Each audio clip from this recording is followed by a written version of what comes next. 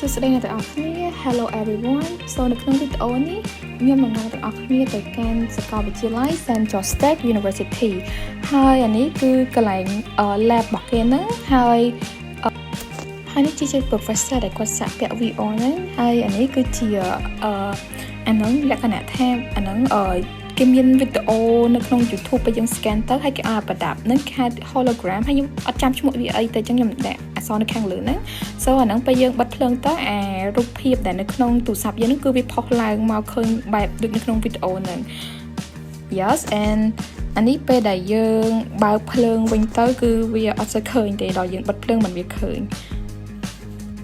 ហើយចំពោះអាហ្នឹងដែរគឺខ្ញុំបានពីសកលហ្នឹងតែគេឲ្យ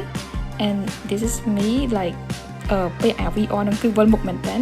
so អានេះគឺជាទស្សនវិជ្ជានៅខាងក្រៅសាកលវិទ្យាល័យគេហ្នឹងគឺខ្ញុំថតអត់សូវបានច្រើនទេដោយសារខ្ជិលដើរដែរហើយកន្លែងនេះគឺយើងដើរទៅរកហើយកន្លែងនេះគឺយើងកំពុងដើរទៅរកអគារមួយទៀតដែលសាលាគាត់នាំយើងទៅមើលដែលគេតំសាងសង់ហើយអីចឹងណា and sis សិស្សដែលនៅសាកលវិទ្យាល័យ Central State ហ្នឹង she's so friendly and នេះយើងបានមកដល់ building គេហ្នឹងហើយនេះគឺទស្សនវិជ្ជានៅខាងក្រោមអគារគេហ្នឹងគឺសាលាគេរៀងធំខ្លាំងមែនទែនហើយបន្ទាប់ពីមើលឲ្យអស់ហើយយើងក៏បានចុះមកវិញដើម្បីទៅបណ្ណាល័យគេហ្នឹងហើយនេះបរិវេណខាងក្នុងសាលាគេហ្នឹងទៀតហើយគឺ